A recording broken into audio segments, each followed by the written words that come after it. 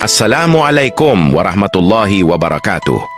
May isang katotohanan na mahirap tanggapin. Habang tayo ay abala sa paghahanap ng pangarap, unti-unti namang tumatanda ang ating mga magulang. Dati sila ang malakas. Sila ang gumigising ng maaga para may baon tayo.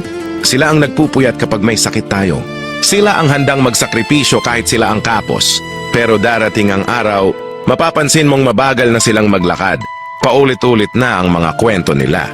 Malilimutin na sila at minsan kailangan na nilang humawak sa ating kamay para lang makatawid.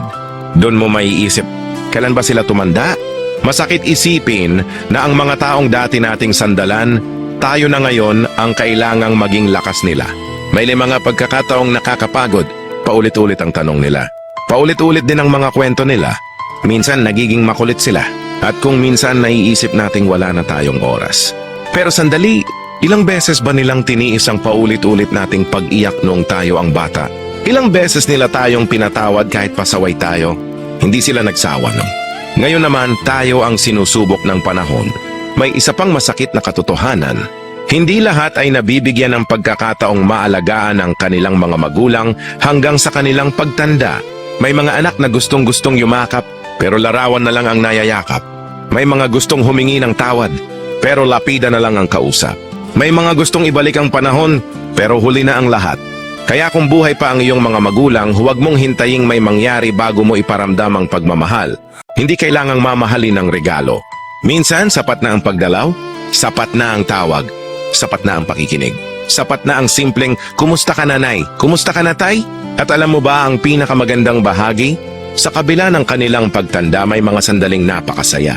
Ang simpleng sabay-sabay na pagkain, ang tawanan sa lumang kwento, ang pag-inom ng kape habang nagkukwentuhan, ang makita silang nakangiti dahil kumpleto ang pamilya. Yan ang mga alaalang hindi mabibili ng kahit anong halaga.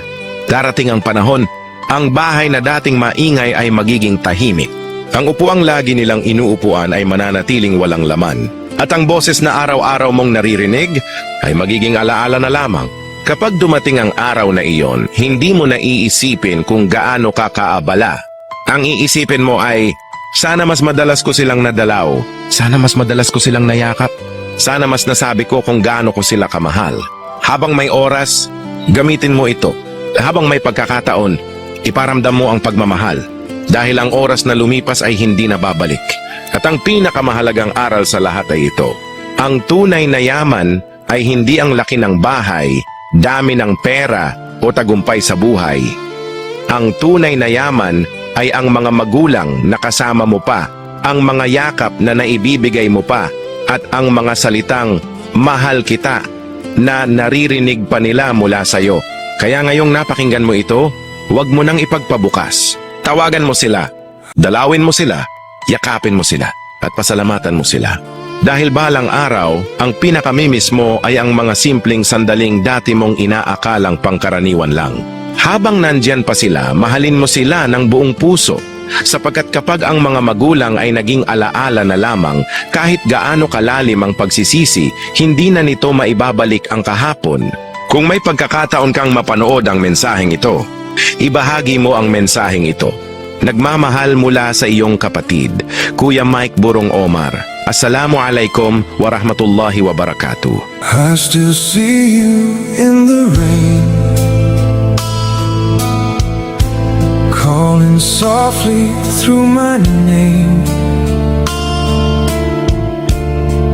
In the quiet, in the night, you're the shadow, you're the light. Every step I walk alone feels like walking back to home.